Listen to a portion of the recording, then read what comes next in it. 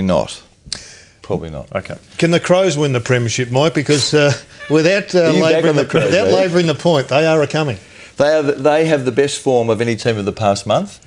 I'm still not sure they're going to make it, but they are genuinely a credible contender now for a spot in the 8. But isn't that what's so exciting about the season at the moment? We've got a side, the Crows, who are in, I think it was 10th position, who are arguably in the best 2 or 3 sides in the game right now. And it's what the AFL has wanted with this evening of the competition, with drafts, with everything, and they've got exactly what they've wanted. They've got teams that can have bad patches, like Hawthorn lost 6 and Adelaide lost a few in a row. Sides can lose a few in a row and they're still legitimate contenders. That's the way the AFL wants this competition. It makes it so exciting coming to the last few rounds of the year. The weekend was the credibility stakes day for Adelaide because they'd been accumulating wins, but not against quality opposition. But they took Geelong on at home and accounted for them. It was tight, but they do look very much a competent team again. Neil Craig, I think, is an example for Matthew Knights, if you like. Maybe it's an example for also the Essendon board, the way that Stephen Trigg came out and supported 100%, no ifs or buts, Neil Craig. And they have shown the benefit, I think, of that absolute solidarity. What was it, way back in round 8 when he was under some serious scrutiny. And speaking of coaches, Mike, the Mail is that there is a major story brewing and breaking regarding a fracture in coaching ranks. No doubt there's a division in coaching ranks, and it's been generated by an old mate of yours in Kevin Sheedy, and I think it's serious, Jared, and we'll talk more about that later. The Crows zone, Hurdy, you were it was watching absolutely that game? sensational. Yeah, Geelong on a side loved to hammer and keep moving, and it just stopped the Geelong movement. We see here just the way that the Crows are set up, and I haven't seen Geelong stop like this very often. Geelong players got the ball. Normally they play on. They couldn't get it through.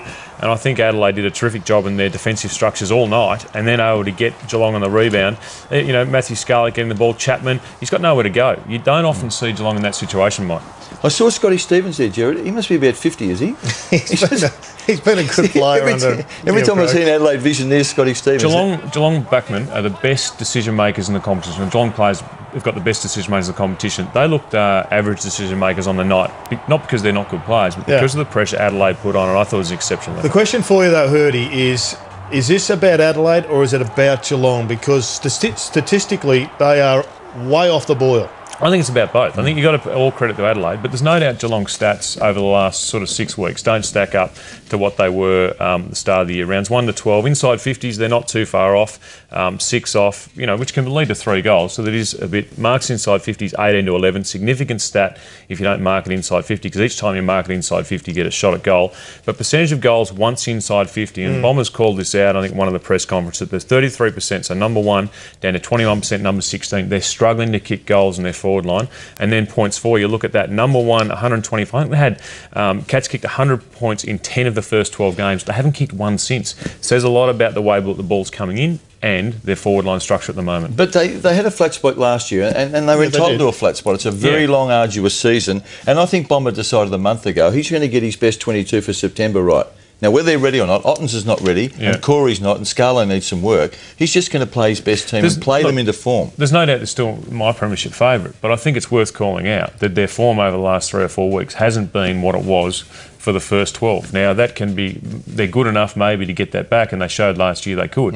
But I thought the way Adelaide put them under pressure was a bit of an example of other sides, because Geelong just didn't seem to be able to work their way through like they had in other weeks. Concerns over their defensive structure? Yeah, I'm not sure. Just interesting looking at their 3 talls in Scarlett, Harry Taylor and Lonergan, whether they can play all 3 at certain times. And I think against Adelaide it backfired. They didn't get the run out of defence they needed. Not so much about the matching up and the punching and the spoiling. It was more the run from defence wasn't there as I expected. They free up Matthew Scarlett so he provides that run. Now, it wasn't there in the last couple of weeks, but I'm still of the view that Scarlett is such a good player, he needs to play on the first or second best tall forward in the opposition. Yeah, I think so. I agree with that. I agree. I can see why you do it, you get creative run. Scarlett has had an injury-interrupted year, so he's probably working into the season a little bit, but you love to see him on the best players, and, you know, when they play Hawthorn, and one of them's on Rovehead, one of them's on Buddy. So it's a good match. Well, Harry Taylor plays well on Franklin, so I'm happy with that. But I think Scarlo has to go to the next bloke, and there's no reason why he can't run off that bloke anyway if he beats him. That then puts, I suppose, Lonergan's position in a bit of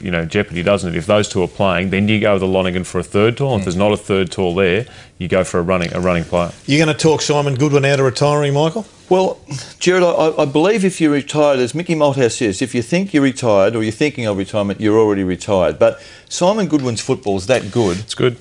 I wouldn't be surprised if Craigie went to him and said, look, you are playing that well. If you can get your mind right and want to play another season, I think we should reopen that thought. Yeah, there's no doubt. But Neil Craig has got something out of his younger midfielders by actually giving them more responsibility. And Simon Goodwin, as good as he's been, if he retires, does another one of those young midfielders step up? Or, contrary to that, do you need him to guide them through? Pretty handy off half-back. Yeah, it's all in his mind. I think if his mind's fresh, and no one's going to criticise him for going back on the decision either. So's defence and intensity, and Graham Johncock showed that if you have both, then you can achieve the unachievable, and that's tackling Gary Ablett. Gary Ablett. Ablett normally gets around these blokes 100% of the time. That tackle from Johncock, what's the strength here? He only just gets him and pulls him down. I just thought it was a great example of late in the game, when the game was in the balance, of Adelaide's mindset, just that they had to win that game. His absence early in the season was undervalued by most of us, I reckon. I mean, his ability to do that and the run out of defence, they missed that considerably. Yeah, and I think, being a little bit critical of him, but that's his own fault too. I mean, with some of, we got suspended for not...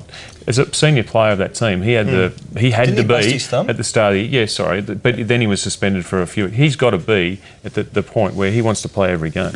Along with Bernie Vince, I think also was out, and they both have come back and performed extremely well. Taylor Walker is a player that's got an enormous upside. I love the way Craig has handled him. He's put him back half a dozen times. He did last year, didn't he? When he thought, and this year, when he thought he was going pretty well. But it's this last 5-week period, I think, Michael, we've just seen some of the potential upside of this kid. Look, Walker and Tippett could be an outstanding combination for 10 years, couldn't they? Yeah, no doubt. I mean, they're very talented players, and they're getting a lot better, a lot more ball in than they were ever getting these goals for over the last sort of 6 weeks. But the ball coming into them is it's a lot more regular, and it's a lot better quality than it was in the first 6-7 rounds. What do you think about the video refereeing, Michael? Do you think we're going to go down the